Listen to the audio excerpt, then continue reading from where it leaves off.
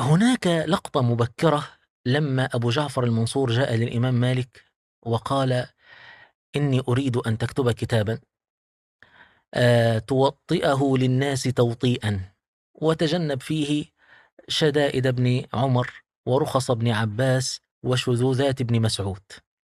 ده أبو جعفر بيكلم الإمام مالك، وإني أريد أن أنشره في الأخطار وأحمل عليه الناس. الإمام مالك رفض.